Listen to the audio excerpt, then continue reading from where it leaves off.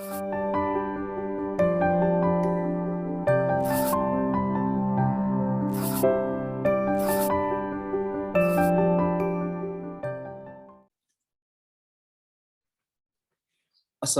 warahmatullahi wabarakatuh. Perkenalkan kami dari kelompok 4 yang beranggotakan Edo Fibriansyah, Febratul Wahyudi, Fredrika Rosabel Ramli, Jian Atmanik, dan Miftahul Jannah. Kelompok kami membahas tentang finance. Next.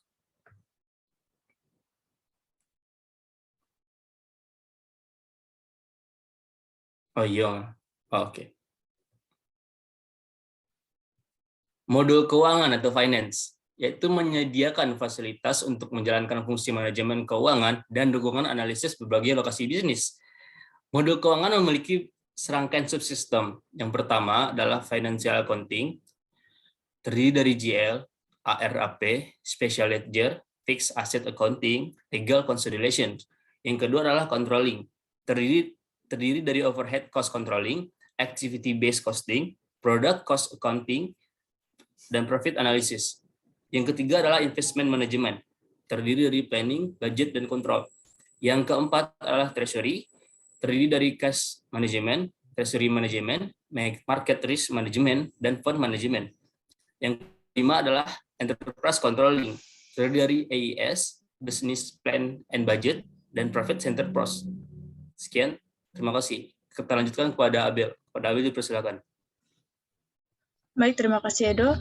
Subsistem yang pertama yaitu financial accounting.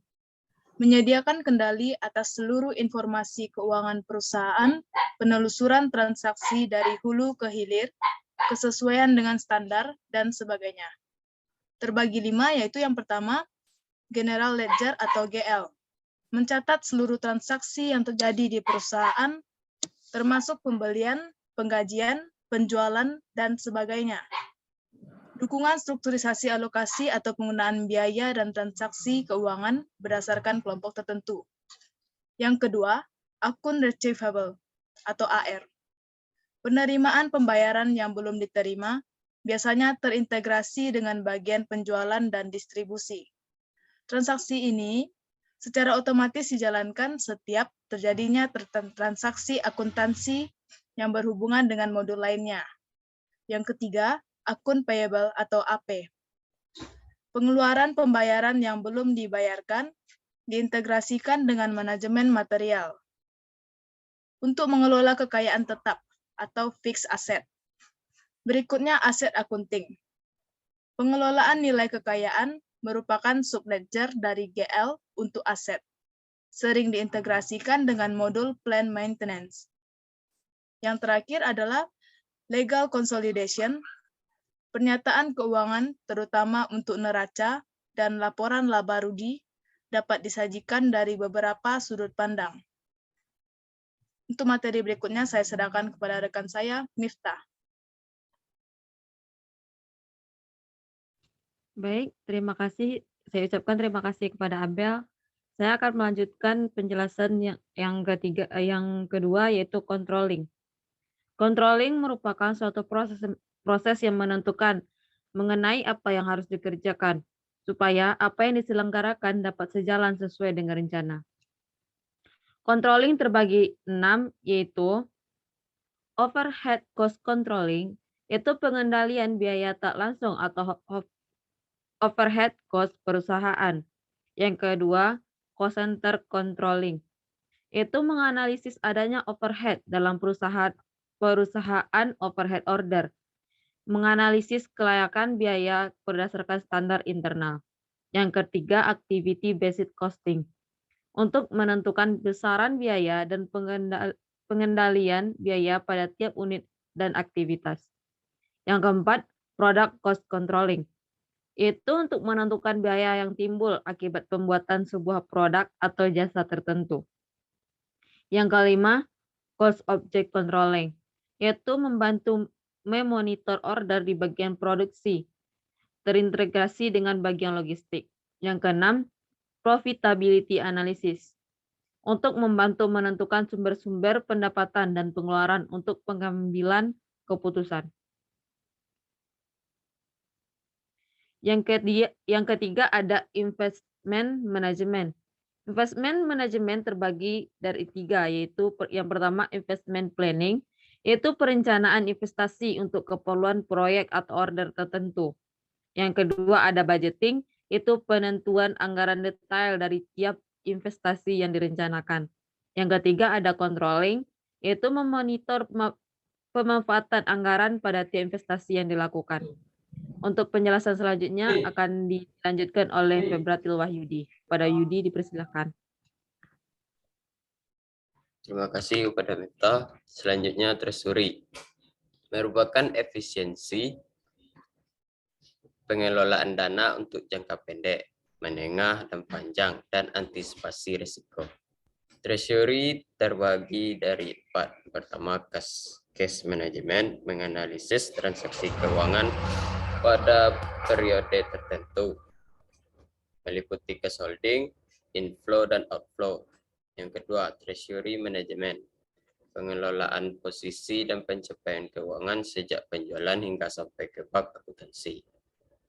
Yang ketiga, market risk management, terkait koleksi data pasar untuk evaluasi keuangan perusahaan. Yang keempat, fund management, mendukung pengelolaan proses pendanaan mulai dari anggaran hingga pembayaran, termasuk memonitor pengeluaran dan pendapatan. Enterprise controlling, mendukung pengendalian terhadap keseluruhan perusahaan. Terbagi dari 3. Yang pertama, executive information system, menyediakan semua informasi yang terkait dengan pengelolaan organisasi, diintegrasikan dengan data-data dari luar sistem. Data disajikan secara drill down, data global dapat ditelusuri ke data rinci dan ditampilkan dalam teks maupun grafis. Business planning and budgeting menyediakan informasi yang berkaitan dengan perencanaan unit bisnis perusahaan ke depan. Profit center accounting digunakan untuk menganalisis keuntungan pada area bisnis tertentu, akan dikenal istilah profit center. Selanjutnya akan dijelaskan oleh Jehan. Baiklah, selanjutnya saya akan menjelaskan tentang manfaat penerapan ERP Finance, yaitu yang pertama adalah memudahkan penganggaran. Dengan sistem ERP Finance memudahkan organisasi dalam visualkan biaya aktual dan membuat perencanaan anggaran yang sesuai untuk situasi bisnis. Yang kedua adalah peningkatan transparansi. Dengan modul General Ledger dapat membantu organisasi untuk melihat sekilas keuangan bisnis. Yang ketiga, peningkatan produktivitas. Dengan penerapan modul ERP Finance, mengelola proses keuangan dapat diotomasi dengan penggunaan waktu dengan lebih cepat. Yang keempat adalah meminimalisir kesalahan. Proses entry data secara otomatis dengan penggunaan ERP memungkinkan untuk minimalisir kesalahan yang dilakukan manusia dalam keuangan bisnis. Yang kelima, dokumen akan tersimpan dengan baik atau tidak hilang. Semua dokumen terkait finance diperbarui dalam sistem ERP secara real-time, sehingga bisnis dapat terhindar dari kerugian akibat kehilangan dokumen. Dan yang terakhir adalah data dapat diakses dalam perjalanan. Dengan ERP, pimpinan dan karyawan organisasi dapat mengakses data yang diperlukan saat dalam perjalanan.